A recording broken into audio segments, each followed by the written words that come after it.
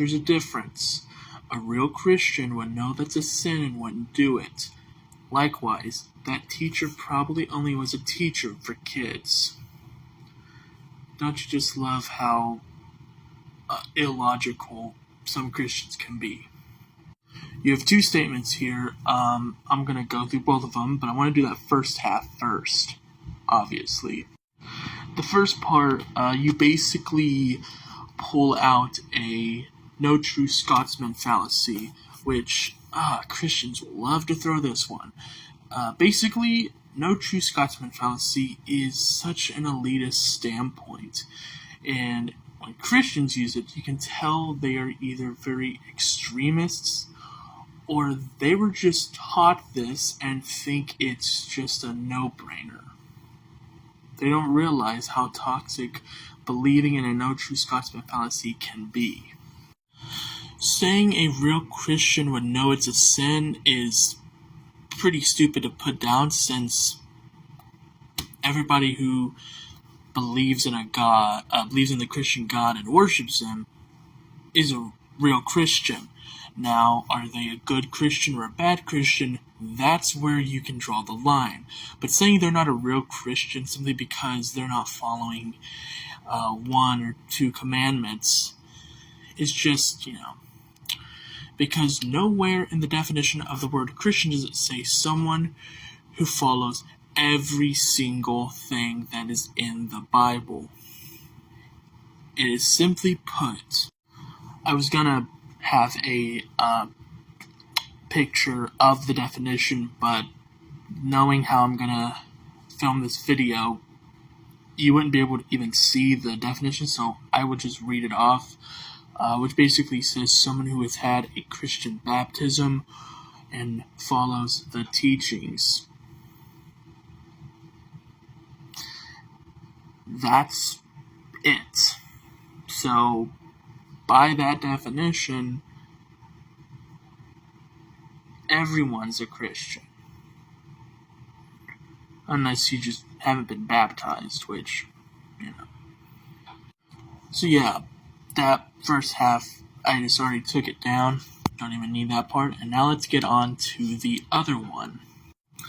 Now, I wouldn't say that the teacher I had talked about only was a teacher for the kids, as knowing what he taught, he actually knew a great deal of it, and even his mom was part of the school council. I wouldn't say it was just because there were kids that he did it, although I do believe that maybe that was a factor, or maybe later on he just decided to do it.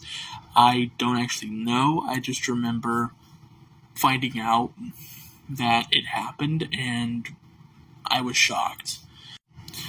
But imagine you have a father and a mother who absolutely love each other, right?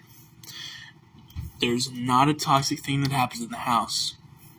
Everyone is so loving and so kind, and when suddenly the father passes away from an illness, and you are saddened by it because you had a connection with his father, you loved him, and there was nothing you saw wrong with him. I mean, sure, he had his flaws. I mean, he was human, but he never tried to hurt you, never tried to do anything wrong to you. He was a perfectly nice man. But then your mom comes to you and says, yeah, he actually murdered kids and their bodies are under the house. You probably would not believe it, and when you saw the bodies under the house, you would probably first think, why would he do this? How could he do this? He was such a nice man.